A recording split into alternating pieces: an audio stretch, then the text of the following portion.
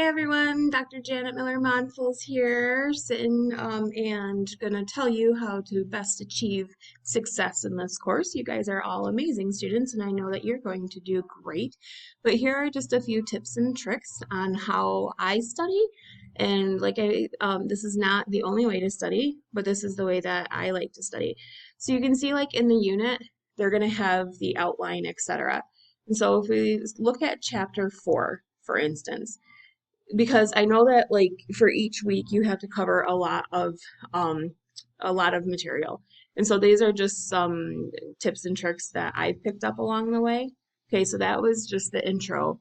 But when you go to the actual chapters, they're gonna look at like the pictures, make sure that you can describe the pictures even without the caption. Okay. And then a little thing that I've learned along the way on speed reading is I read the whole first sentence, okay, and then, or at least like the first part of it, and then I do a zigzag, okay, and then I read the last sentence. So from this, I would pick up Watson and Crick, double helix DNA, twisted ladder, chemical bonds, okay, and then regular intervals, nitrogenous bases, side bound to the base, weak hydrogen bond, nitrogenous base, A pairs with T, G pairs with C, and each DNA subunit consists of the deoxyribonucleic or ribose molecule, one phosphate group, and one base. That's a nucleotide. And so it's just kind of like a way to speed read. And then usually like the chapters and stuff will give you key points at the beginning of the chapter so that you can go back and look at those too. But again, 20 nucleotides, 4 bases, so you can just kind of speed read this way. So I know that there is a lot of material to cover in this class. It is a graduate doctoral level class. And so I know that that's going to be, when we ran this course last time, there was some concern about the amount of material that you have to cover in a short amount of time.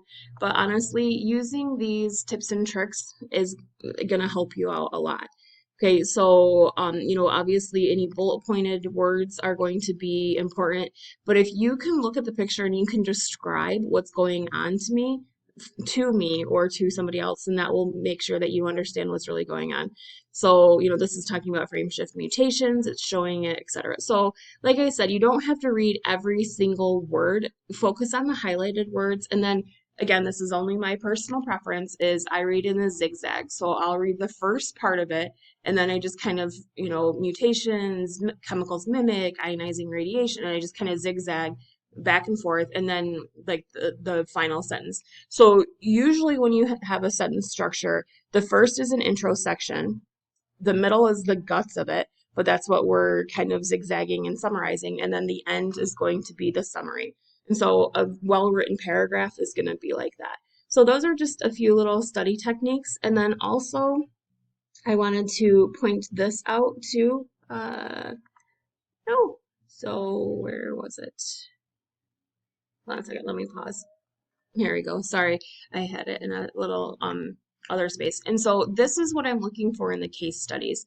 This is what I sent out to the last semester class, or the last try, because you guys are so amazing and you are doing so much more work than what you needed to. So when it's asking you for the case studies and the replies, this is all that I'm going to want. Okay, so your case study is going to be presented here, and then for your answers, what's the proton pump? I'm only looking for one sentence. Okay, the proton pump is the hydrogen potassium ATPase pump. That's it. All right. Cell membrane transport, etc. Then that's going to be primary active transport. What are the 4 other types? Well, simple diffusion, restricted diffusion, facilitated diffusion, secondary active transport. And so don't go overboard, because I'm just making sure that you know the bullet point answers. Okay, so I love when you guys do paragraphs, etc. I mean, it's beautiful, but don't kill yourself with all the extra work when I'm literally just asking for the answer. Okay, so welcome to the course, and please let me know if you have any questions and if you're struggling on any topics so that I can make some extra videos and pop them in the course. Thanks.